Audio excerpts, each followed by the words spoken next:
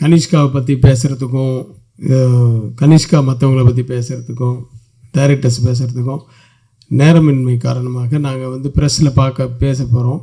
ஏன்னா இந்த விஷயங்கள் வந்து உலகம் பூரா கொண்டு போய் நம்ம மீடியா சேர்க்க போகிறாங்க. அவங்களுக்கு நன்றி.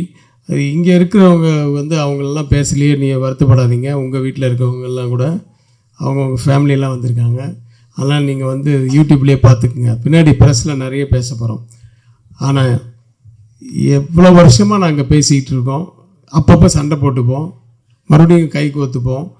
இது வந்து நேற்று ப்ரெஸ்ஸில் நான் ஒரு இன்டர்வியூ எடுக்கும்போது கூட கேட்டாங்க, சார் அவரோட 10 படம் பண்ணிட்டீங்களா?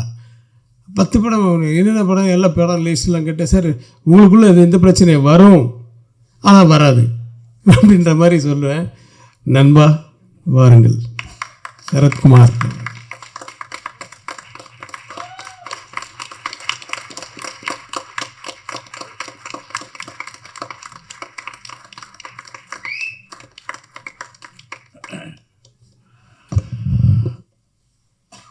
அனைவருக்கும் வணக்கம். பத்திரிகை சகோதரர்களும் ஊடக நண்பர்களுக்கும் இந்த மேடையில் அமர்ந்திருக்கும் இளைஞர்களுக்கும், நான் எல்லோரும் பெரியவங்கன்னு சொல்கிறாங்க, எல்லாமே இளைஞர்கள் தான். மனதால் இளைஞராக இருந்து கொண்டு கலைக்குலத்தை காப்பாற்றி கொண்டிருக்க ஜாம்பவங்களுக்கும், புகைப்பட நிபுணர்களுக்கும், என் அருமை பத்திரிகை சகோதரர்கள், முன்னணியில் இருக்கின்ற பத்திரிகை சகோதரர்களுக்கும், பிரகாஷ் பேசும்போது இங்கே பார்க்கணும், செல்ஃபோன் பிரியர்களுக்கும், விஜய் கணேஷ்காவின் ரசிக பெருமக்களுக்கும் நன்றிகளிலிருந்து காலை வணக்கத்தை தெரிவித்துக் கொள்கின்றேன். இது ஒரு நாஸ்டாலஜிக் மூமெண்ட் சொல்லணும். இந்த இடத்துல வந்து நின்னாலே 175வது நாள் விழா கமலா தியேட்டரில் மறைந்த கலைஞர் அவர்கள் இந்த விழாவிற்கு வந்து வருகை தந்திருந்தார்கள். 175th டே நாங்கள் இங்கே செலிப்ரேட் பண்ணோம். ஸோ அதுதான் ஞாபகம். கமலா தியேட்டருக்கு வந்தாலே ஒரு சென்டிமெண்டலி குட் பிளேஸ் நான் சொல்லுவேன். அதனால் கணேஷ்கா, you come to right place and definitely உங்களுக்கு ஆல் த பெஸ்ட். இதில் நான் சொல்லணும்னு அதிக நேரம் எடுத்துக்கணும்னு விரும்பல. 2 மணி நேரம் தான் எடுத்துக்குவேன். சாரி, 2 நிமிஷம் தான் எடுத்துக்குவேன். எனக்கு வந்து இங்கே வந்தாலே நான் எமோஷனல் ஆகிடுவேன். அதனால தான் என்னை கூப்பிடாமல் இருக்கிறதே நல்லது. Because I got my love and affection to both Vikraman and Ravikumar. Ravikumar வந்து என் வாழ்க்கையின் ஒரு தருணத்தில் என்னை வந்து அதாவது அவர் முதல் படம் 1990ஆம் ஆண்டு புரியாத புதிர் வந்து அவர் இயக்குறார். அதுதான் ரவிக்குமாரோட முதல் படம். அந்த படத்தில் வந்து என்னை வந்து புக் பண்ணிட்டார். நான் வில்லனாக இருந்தேன். என்னை வந்து ஒரு பாசிட்டிவ் கேரக்டர் பண்ணுறீங்க ஷரத் அப்படின்னு சொல்லி இன்ட்ரடியூஸ் பண்ணி நீங்கள் வரணும் அப்படின்னு சொன்னார். சரின்னு சொல்லிட்டேன். ஆனால் அன்ஃபார்ச்சுனேட்லி நான் வந்து ஒரு 60 அடியிலேருந்து கீழே விழுந்து ஹைதராபாத்தில் அடிபட்டு 6 months I was in bed. கழுத்தை வெட்டினா கழுத்தை வெட்டியில் யாரும் சர்ஜரி வந்து கழுத்தை ஓப்பன் பண்ணி C4 C5 டாக்டர்ஸ் இருந்தால் தெரியும். C4 C5 வந்து ஸ்பைனல் கார்டு இன்ஜுரி. அந்த இடுப்புலேருந்து ஒரு எலும்பு எடுத்து அங்கே வச்சு 2 ராடை வச்சு 4 ஸ்க்ரூ வச்சு டைட் பண்ணி என் கழுத்தை நிற்க வச்சாங்க. அப்படி பார்த்தா நான் தான் அயன்மேன். அதன் பிறகு 6 மாதம் வந்து இருந்தேன், பெட்டில் தான் இருந்தேன். அதுக்கப்புறம் வந்தேன். வீட்டுக்கு வந்தவுடனே அது வந்து சொல்ல வேண்டியது ஒன்று. ஏன்னா எதுவுமே நிலையானது அல்ல என்பதை புரிந்து கொள்வதற்காக இந்த கலைக்குழு மட்டுமல்ல, வாழ்க்கை அப்படித்தான். ஆனால் we have to accept the challenges and go forwardன்னு சொல்லுவோம். என்னால் பேச முடியாது. அப்போ I lost my voice. Right vocal cord was paralyzed after the surgery. அப்போ எல்லாருமே வந்து கிட்டத்தட்ட 11 படம் ஒரு பிஸியான ஒரு வில்லன். இங்கே வந்து காலையில் ஒர்க் பண்ணோம், ஈவினிங் போயிட்டு ஹைதராபாத்தில் இருப்பேன், திரும்பி காலையில் இங்கே வருவேன், தொடர்ந்து வேலை செஞ்சுட்டு இருந்தேன். அப்போ கிட்டத்தட்ட ஒரு 11 பேருடைய அட்வான்ஸ் முன்பணம் என்னிடம் இருந்தது. அதில் ரவிக்குமார் வந்து வந்தார் என்னை பார்க்க. அப்போ வந்து பேச முடியாதனால் எழுதி தங்களுடைய முன்பணத்தை திரும்ப பெற வந்திருக்கிறீங்களான்னு கேட்குறேன். இல்லை, நீங்கள் நடிக்கிறீங்கன்னார். நான் அப்போ வந்து ரொம்ப வெயிட்லாம் ரொம்ப 20 கிலோ குறைஞ்சி அவர் எதிர்பார்த்த சரத்குமார் அந்த படத்துக்கு கிடைக்க மாட்டான்றது அவருக்கு தெரியும். சௌத்ரி சாரே சொல்லியிருப்பார், ஏன் புது படம் எடுக்கிற அவர் வச்சு எடுக்கிறேன்னு சொல்லியிருப்பார். அதனால் என் குருநாதர் தான் வரும். ஆனால் அவர் சொல்லியிருப்பார், ஏன்னா வெயிட் பண்ண வேண்டாமல், ஒரு நடிகனுக்காக எதுக்காக காத்துட்ருக்கீங்க, அது ஒரு பாசிட்டிவ் கேரக்டர், ஒரு இன்ஸ்பெக்டர் கேரக்டர் தானே அப்படின்னு சொல்லியிருக்கலாம். ஆனால் அன்று அந்த ரவிக்குமார் அவர்கள், இன்னும் சொல்கிறேன், it's very nostalgic emotional to me, நீங்கள் தான் நடிக்கிறீங்கன்னார். அது 6 மாதம் ஆகட்டும், 1 வருடம் ஆகட்டும், என்னுடைய முதல் படத்தில் உங்களை புக் பண்ணிட்டேன், நீங்கள் தான் நடிக்கிறீங்கன்னு சொன்னதுக்கு என்னுடைய அந்த படத்தில் நடிக்கும் போது 2 பேருக்கும் பெரிய தகராறு. அந்த மாதிரி தகராறுலாம் கலை உலகம் பார்த்துக்க முடியாது. அதான் சண்டை போட்டுக்கும் இருக்கும், வரும், வராதுன்றது தான். நம்ம வந்து இதை சொல்லணும். ஏன்னா இதெல்லாம் சில விஷயங்கள் வந்து எப்படி வந்து இருவர்கள் உறவோடு இன்றும் பயணித்து கொண்டிருக்கிறோம்னு சொன்னால், இந்த கொடுக்கல் வாங்கல், compromising with each other, give and take policies. ஏன்னா 1000 பிரச்சனைகள் வரும். பிரச்சனை வராமல் இருக்க முடியாது. சில கணவன் பண்ணி பார்த்தீங்கன்னா, நாங்கள் 50 வருஷமாக எந்த ஒரு பிரச்சனை நிம்மதியாக வாழ்ந்துட்டுருக்கோம்னு சொல்லுவாங்க. அதில் யாரோ ஒருத்தர் போய் சொல்கிறாங்கன்னு அர்த்தம். சண்டையே போட்டதில்லைன்னு சொல்லுவாங்க. அது எப்படி சண்டை போட முடியும்? சண்டை போட்டுட்டு தான் வர முடியும். நான் 11 மணிக்கு வீட்டுக்கு வரேன்னு சொல்லிட்டு வந்தால் நீங்கள் போக முடியாது. அது ஒரு பிரச்சனை நடக்கும், பஞ்சாயத்து நடக்கும், முக்கியமாக ஒருத்தர் வரான்னு சொன்னீங்க, வரமாட்டீங்களா நீங்கள் கேட்பாங்க.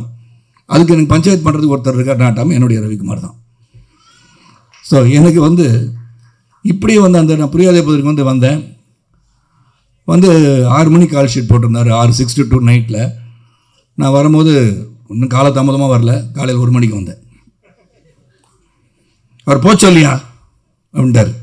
நான் அவரை போச்சொல்லியா அப்படின்னு நான் சொல்லிட்டேன். 2 பேருக்கும் பெரிய மோதல். அப்போ தான் பார்த்தா கனல் நடுவில் இருந்து, சார் படத்தை முடிச்சிடலாம் சார், நீங்கள் இப்படி போங்க, நீங்கள் அப்படி போங்க, முடிச்சுட்டு முடிஞ்ச பிறகு நடந்தது தான் சுவாரஸ்யம். அதுதான் அன்பு, பாசம். வாங்க இறங்க, வண்டியில் இறங்க, பேசிட்டு போகலான்ட்டார். That is Ravikumar, man with golden heart அப்படின்னு சொன்னால், இந்த கலை உலகத்தில் நான் சந்தித்த பல மனிதர்களில் உண்மையான தங்கமான ஒரு மனது என்று சொன்னால் ரவிக்குமார் தான். அதே மாதிரி விக்ரமன் சார், சூரியவம்சம் கூட மிகப்பெரிய ஒரு அளவுக்கு என்னை உயர்த்தியவர் தான். அதுவும் விக்ரமன் சாரும் ரவிக்குமார் வந்து நீங்கள் இந்த படத்தை நடிக்கிறீங்கன்னா எனக்கு கதையை பற்றி எனக்கு கவலையே கிடையாது. ஸோ என்ன பற்றி நீங்கள் நடிக்கிறீங்க and Vijay Kanishka has to be introduce in this film அப்படின்னு சொன்னோன்னே ரொம்ப சந்தோஷப்பட்டேன். அதில் எந்த ஒரு மாற்று கருத்தும் கிடையாது. அந்த படம் நல்லா வரும்ன்றதுக்காக நடிக்கிறது மட்டும் இல்லை, இவர்கள் சிறந்த மனிதர்கள், இவங்கள் எண்ணங்கள் சிறக்க வேண்டும், இவர்களுடன் இணைந்து என்றுமே வாழ்நாளில் இருந்து கொண்டு இருக்க வேண்டும் நினைப்பவன் நான். அதனால் அந்த படத்தை உடனே ஒத்துக்கிட்டேன். ஆனால் இங்கே ஒத்துக்கிட்ட பிறகு இந்த சூரிய கதிராக இருக்கணும் சரி, அவர் கூட கார்த்திகா இருக்கணும் சரி, சாதாரண மனுஷன் கிடையாது. 2 பேரும் டாஸ்க் மாஸ்டர் சொன்னார். ரவிக்குமார் சார் கரெக்டாக தான் சொன்னாங்க. அதனால் அவருக்கு வந்து ஒரு சீனை வந்து கொஞ்சம் ஏதாச்சும் சொல்லிட்டா, அப்படியா சார், சரி சார் நடிச்சிடலாம் சார், அப்புறம் பார்த்துக்கலாம் சார், திரும்பி அவர் என்ன நினைக்கிறாரோ அதை எடுப்பார் அவர். அது மாதிரி ரவிக்குமார் சார் அங்கே வந்தது வந்து ப்ரொடியூசராக வந்தார். ப்ரொடியூசராக வந்து 2-3 தடவை வந்தார். நானும் அவர்கிட்ட பணம்லாம் கேட்டிருக்கேன்னு வச்சுக்கோங்களேன். நிறையா கொடுத்து வச்சுருவார். ரவிக்குமார் சரி சௌஜி சார் தெரிஞ்சு அடுத்த படத்துக்கு சேர்ந்து படம் வாங்கிக்குவேன் நான் எப்போதுமே. அந்த படத்தை நடிச்சிட்டு இருக்கும்போதே அடுத்த படம், அதுக்கு அடுத்த படம்லாம் வாங்கிடுறது. அந்த மாதிரி என்னோடய பழக்கம் அவரோட. சார் இந்த விக்ரமன் அண்ட் ரவிக்குமார் வந்து சொல்லும் போது அந்த கதையை கேட்டேன். Very interesting script. அதில் வந்து கௌதம் வந்து ஒரு 20 கொலை, சாரி சொல்லக்கூடாதுல்ல கதையை, சொல்ல சார், அவர் 21 கொலை பண்ணுறாரு. ஆக்சுவலாக நம்ம சொல்லிடக்கூடாது, வந்தாலும் சொல்லிட்டேன். சூர்யா தப்பாக நினச்சிக்கிறீங்க, ஓகே. எனக்கு இன்னும் இங்கே வந்தோன்னு தான் தெரிஞ்சது சூர்யாவுடைய நல்ல நண்பர் சூரிய கதிர்னு. ஆனால் ஜிம்மில் ஒன்றா இருந்தாங்கன்னு தெரிஞ்சு. ஆனால் இப்போ ஸ்பைனல் கார்டு இன்ஜுரினால அப்படி இருக்காருன்னு நீங்கள் சொன்னீங்க. ட்ரீட்மெண்ட் போனனால அப்படி இருக்காரு. இருந்தாலும் நான் அவரை டாஸ்க் மாஸ்டர் பண்ணி அவரை வந்து நல்லா பாடியாக கொண்டு வந்துடுறேன் உங்களுக்கு 6 மாதத்தில். அதை சொல்லியிருக்கேன் சூர்யாட்ட. ஏன்னா அந்த பாடி வந்து வெயிட் போட முட்டியெல்லாம் வலிக்க ஆரம்பிச்சிடும். அதில் தங்கமான மனது உள்ளவர்கள், வெயிட் போட்டனால தங்கமான மனதவர்கள்கிட்ட ஹெல்த்து நல்லா வச்சுக்கணும். அது மட்டும் தான் நான் சொல்லுவேன். நான் இப்போயும் இந்த 25 வயசில் நான் இடமா இருக்குன்னா அது காரணம் வந்து ஒழுங்காக உடற்பயிற்சி செய்து உடலை ஆரோக்கியமாக வைத்திருப்பதால் தான். ஏன்னா இங்கே வந்து மிஷ்கின் பேசும்போது ரொம்ப இறுக்கமாக எல்லாம் இருந்த மாதிரி இருந்தீங்க. ஆனால் இது சந்தோஷமான ஒரு நிகழ்வு, சந்தோஷமான ஒரு விழா, குடும்ப விழானா இதுதான் குடும்ப விழா. ஏன்னா கனிஷ்கா வந்து ஒவ்வொருத்தரையும் அவர் வந்து பேரை சொல்லும் போது இங்கே கைத்தட்டல் வருது இல்லையா, அது இங்கே மட்டும் அந்த 20 பேர் இந்த கைத்தட்டிடாதீங்க. திரையரங்கு போங்க, take your friends along with you. Movie should be seen இந்த தியேட்டர் உறுதிப்படுத்துவதற்கு உங்களால் தான் முடியும், ரசிகர்கள் தான் முடியும். That is more important. அதான் சிவா சார் பேசும் அதான் சொல்கிறாங்க, தியேட்டருக்கு போகணும். ஏன்னா அந்த உழைப்புன்றது மிக மிக பெருசு. ஏன்னா இங்கே வந்து கலைஞர்கள் வந்து நடிகர்கள் வந்து சொன்ன பணத்தை வாங்கிட்டு போயிடலாம். ஆனால் whether the profit is being made by the producer is very very important. Distributors பணம் பண்ணுறாங்களா, தயாரிப்பாளர் பணம் பண்ணுறாங்களா, இதெல்லாம் பார்க்கணும். That is also your responsibility. அந்த ரெஸ்பான்சிபிலிட்டி நிச்சயமாக இந்த குடும்பத்தில் வந்தவருக்கு நிச்சயமாக இருக்கும். ரெண்டாவது இந்த சௌத்ரி சார் அவர்கள் இங்கே வரலன்னு நான் கேட்டேன். அந்த ஜீவா வந்துட்டாங்க. சௌத்ரி சார் வந்து ஒரு பெரிய ஒரு பொக்கிஷம், கலை உலகத்துக்கு மிகப்பெரிய பொக்கிஷம். நான் அவர் கூட வந்து 13 படம் பண்ணியிருக்கேன். 100 படத்தில் 13 படம் பண்ணியிருக்கேன்னா ஆல்மோஸ்ட் 13% அது ஃபிலிம் ஹவ் டன் வித். ஆனால் 100வது படம் என்ன வச்சு பண்ணலான்னு சொல்லியிருக்காருன்னு நினைக்கிறேன். சரி, ரெஜிஸ்டர் பண்ணிடுறது பெட்டர். அது சூரியவம்சம் 2 பண்ணலான்னு பேசிகிட்டு இருந்தோம். அதனால் அது இன்னும் அது சரியாக வந்து அமையலை. அது சூரியவம்சம் 2ஆக இருக்கட்டும், 3ஆக இருக்கட்டும், 4ஆக இருக்கட்டும், எனக்கு 150 வயசு ஆன பிறகு கூட நடிப்பேன். ஏன்னா பத்திரிக்கையாளர் ரெடியாக ஆகிட்டான். சரத்குமார் மென்டல் ஆகிட்டாரு, 150 வயசு வரைக்கும் வாழ்வான்னு போடுவாங்க நாளைக்கு. அது சந்தோஷம் எனக்கு. ஏன்னா ஒருத்தர் 150 வயசு வாழ்வேன்னு சொன்னால் சந்தோஷப்படுறத விட்டு வாழ்வாராம் அப்படின்னு கிண்டல் பண்ணுறது அதிகமாக இருக்காங்க இப்போ. So that becomes news. எது நியூஸாக கொடுக்கணும் அது முதல்ல கொடுத்துடணும். அவங்க சந்தோஷப்படுவாங்க. நீதி நாளைக்கு 150 வயசு வாழ்வேன் சரத்குமார் சொன்னார், எப்படி முடியும் அப்படின்னு சொல்கிறாங்க. ரஜினி சார் வந்து பார்க்குற பாபாவே வந்து 4000 வருஷம் வாழ்ந்திருக்கார். ஸோ அதனால் உள்ளத்தால் இன்று பார்த்தா இன்று புரட்சித் தலைவர் இல்லை, மக்கள் தலைவர் இல்லைன்னா கூட இன்றும் வாழ்ந்து கொண்டு இருக்கிறார். அதுதான் வாழ்க்கை. நீ நடந்து சென்ற பாதையை அடுத்தவர் வந்து பின்னாடி பயணிக்கிறான்னு பார்க்கணும்.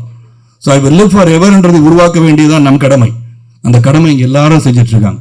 நீ தான் சொல்லிட்டேன், நான் வீட்டை சொன்னேன், உதயகுமார்ட்ட சொன்னேன், பெரியவர் எல்லாரையும் சொல்லிட்டு இருக்காங்களா, யாரை சொல்கிறாங்கன்னு கேட்டேன் நான். அதனால இளைஞர்களே அப்படின்னு சொன்னேன். இளமையாக இருப்பவர்கள், உள்ளத்தால் இளமையாக இருப்பவர் தான் வந்து இயக்குநராக இருக்க முடியும், மற்றவர்களை இயக்குபவராக இருக்க முடியும். ஆனால் என்னை பொறுத்த உடல் ஆரோக்கியத்தோடு இருப்போம். சுவர் இருந்தால் தான் சித்திரம். இன்றைக்கி வந்து ஆல்கஹால், ட்ரக்ஸ் இதெல்லாம் வந்து தேவையற்ற ஒன்று நினைப்பவன் நான்.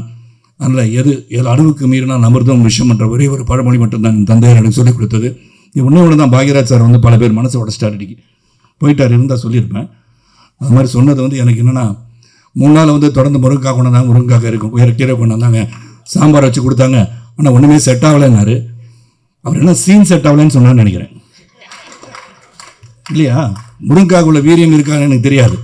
பட் என்ன சொன்னான்னு எனக்கு புரியல. உதயகுமார் கேட்டால் நீ அவரே கேளுங்கன்னாரு. நான் எனக்கு இந்த மாதிரிலாம் சொன்ன வாசு சார் சொன்ன மாதிரி எதுவும் நேரடியாக கேட்டுருவேன் நான். இப்போ அவர் பின்னாடி கேட்டேன்னு நினச்சிக்கூடாது. நான் பாக்யராஜ் சார் ஃபோன் பண்ணி, என்ன சார் பிரச்சனை, இந்த முருங்கைக்காய் கீரை சாப்பிட்றோம், என்ன பிரச்சனை வந்துச்சு, சீன் சரியாக வரலையா, என்ன சிவா சார் கேட்கணும் இல்லையா, என்ன சரியாக வரல, சாப்பிட்டனால வரலையா, இல்லாட்டி சாப்பிடாம இருந்தாலும் நல்ல சீன் வந்துச்சா, இதை வந்து மக்கள் தெளிவுபடுத்திடுங்க. ஏன்னா இது வந்து பெரிய சர்ச்சைக்குரிய டிபேட் ஆகி அப்படின்வாங்க. அதுக்கு வந்து ஒரு பெரிய ஒரு மேட்டரை கொடுத்துருக்காரு அவர் இன்னைக்கு. அதனால் யாரும் முருங்கைக்காய் சாப்பிட்டுட்டு இருக்கவங்க தொடர்ந்து சாப்பிடுங்க, நல்லது தான்.